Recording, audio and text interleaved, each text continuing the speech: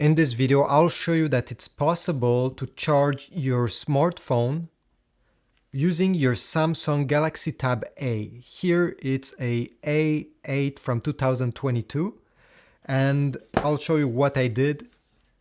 And I was quite impressed that it worked. At first, I thought that it wasn't possible. So what do you need to do this? Okay, first, well, obviously you need the Samsung Tab. Then you need a USB-C cable to plug it into the Samsung Galaxy Tab USB-C port.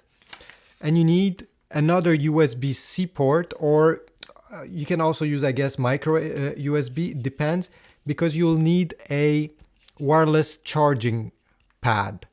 And this one works with USB-C, but maybe yours works with micro USB. This really depends. So you'll connect the Samsung Tab to the USB charging pad. This is one that I got at IKEA, but I will put link in the description if you want to get a cheap one from Amazon. And all you need to do is actually connect them. And all you have to do is to place the phone on the wireless charger. And as you can see, it starts charging right away. Here the tablet is turned on, but as I told you, you can even turn it off and the phone will continue charging. So you can leave them like this until the charging is completed.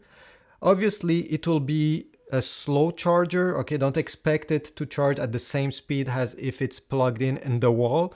But I think if you travel light or if you forgot your adapter, at least it's good to know that you can connect both and use your Samsung Galaxy Tab has a very huge battery bank to charge your phone.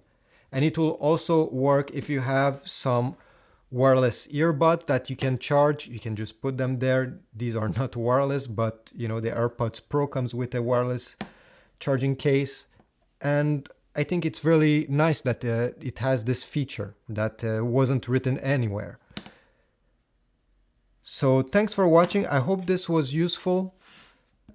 Please subscribe, like, and if you have other tips that you want to share, just share them in the description, and I'll see you in the next one.